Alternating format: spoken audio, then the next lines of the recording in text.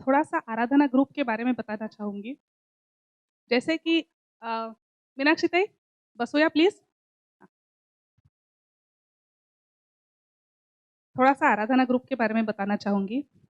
जैसे आप देख रहे हैं, आज का ये 9th प्रोग्राम है, जिसका थीम है, बारिश की एक शाम लता आशा के नाम। तो हमारा साइकिल होता है। आज का प्रोग्राम जब खत्म होगा, तो नेक्स्ट मंथ का प्रोग्राम का डेट और उसका थीम अनाउंस होगा। हमारे 2 ग्रुप हैं व्हाट्सएप पे। एक है जिसका नाम ग्रीन रूम है, जिस पे म्यूज़िक से रिलेटेड सारी बातें होती रहती है। कभी-कभी म्यूज़िक के हट के भी बातें होती रहती है, it's like a family group. जो भी आराधना ग्रुप में इंटरेस्टेड है, whoever is willing to participate can be a part of that group. हर महीने जब भी नेक्स्ट डेट और थीम अनाउंस होती है, तो दूसरे दिन या तीसरे दिन एक बाकायदा मैसेज डिटेल ग्रीन रूम के व्हाट्सएप ग्रुप पे आ जाता है और उसके बाद उसमें टाइमलाइन्स वगैरह दी होती है। तो you are given a time of couple of days to see if you are available to perform on that particular day. Rehearsal के डे पे और फाइनल परफॉर्मेंस के डे पे आप अवेलेबल के हो कि नहीं, ये थीम में मैं कौन सा गाना गा सकती हूँ या गा सकता हूँ, ये सोचने के लिए भी 1 आध 2 दिन दिए जाते हैं। और then you have to express your vote कि हाँ, मैं पार्टिसिपेट करूँगी या तो नहीं, मुझे इस बार नहीं जम रहा है। So whoever is finalist is selected and we formed one main group of Aradhana which is specific to that particular program. Program हो जाता है तो वो ग्रुप डिसॉल्व हो जाता है। प्रोग्राम के यूट्यूब के गानों के लिंक या तो फोटोज जो भी है वो अपने फैमिली ग्रुप पे सब दिया जाता है।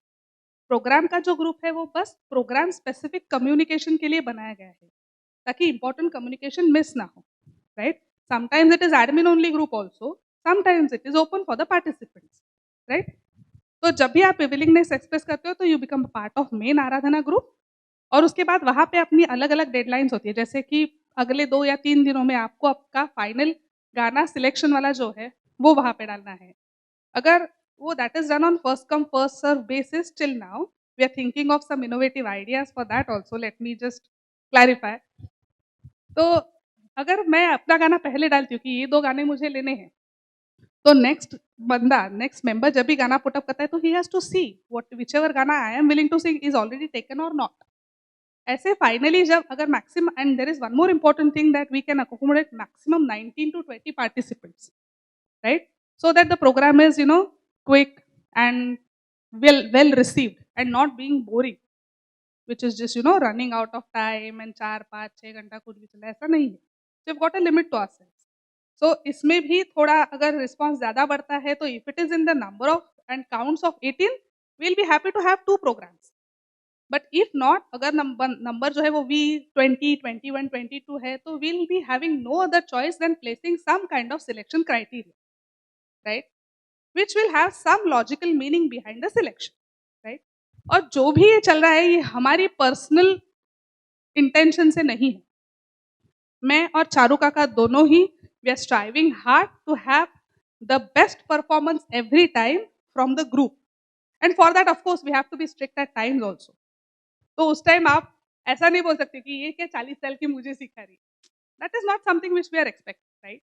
समटाइम्स व्हाट हैपेंस इज कभी-कभी गाने स्क्रूटिनाइज करते टाइम व्हाट हैपेंस, हर एक प्रोग्राम होता है तो हम भी कुछ सीखते हैं नया, हम भी कुछ इम्प्लीमेंट करने के लिए इच्छा रखते हैं ताकि हमारा प्रोग्राम बेटर हो जाए। तो हर बार because we are not the professional organizers, even we are doing it out of passion. तो हर बार हम कुछ नया सीखते हैं, कुछ नया रूल इम्प्लीमेंट करते हैं and we expect everybody should take it positively. Yes, people are taking, I am not saying that they are not cooperating, they are cooperating. But since there are many guests today, it's my duty that I should be explaining you all the rules, right? So ये चीज़ होती है, हम झगड़ते भी हैं, हम गले भी मिलते हैं, सब होता है। Just like a typical family, we do everything. It's not just a goody-goody family. Yes, we fight also.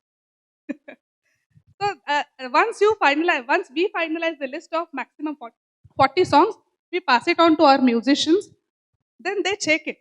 उसका feasibility क्या है? ये गाना वो अच्छे से बजा सकते हैं कि नहीं? अच्छे से बजा सकते हैं मतलब it is not about their competitiveness. They are the best people we could get on board, right?